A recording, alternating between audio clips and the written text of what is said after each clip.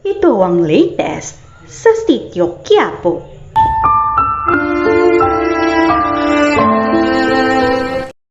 Mong abangan sa araw ng Huwebes dito lamang sa Batang Quiapo. Sumapit na ang araw ng kasal ni Monica at Ramon Montenegro.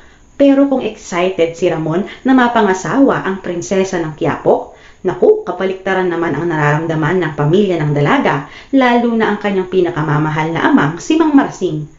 Bagamat dahil kasi sa pera ng kanyang mamanugangin, kaya't naoperahan ang matanda at nailigtas ang buhay nito, alam naman ni Mang Marsing na iba ang sinisigaw ng puso ng kanyang dalaga. Walang iba kung hindi ang kababata nitong si Tanggol.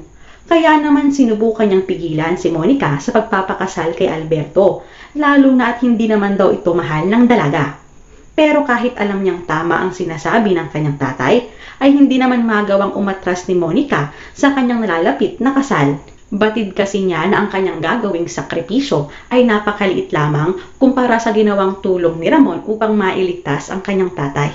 Kaya naman tila wala nang tututol pa sa kasalang Ramon at Monica.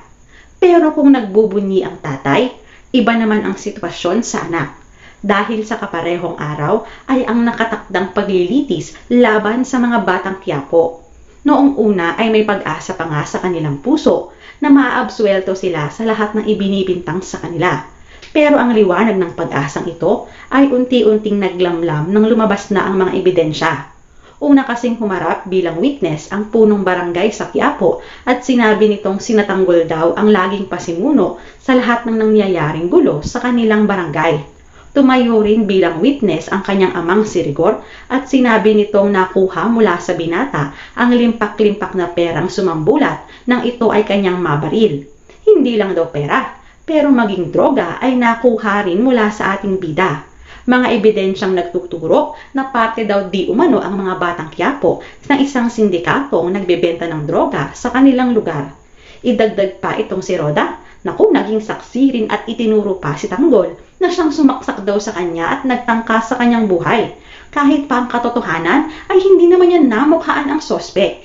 Ipinagdiinan nga niya ang ating bida, kaya naman lalong lumakas ang ebidensya laban sa binata. Imbes kasi na makalaya, ay panghabang buhay pang pagkakakulong ang naging sintensya sa mga batang Quiapo.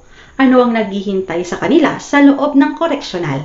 Mag-like and subscribe na para updated ka sa ating kwento. Thank you for watching. Stay safe and God bless.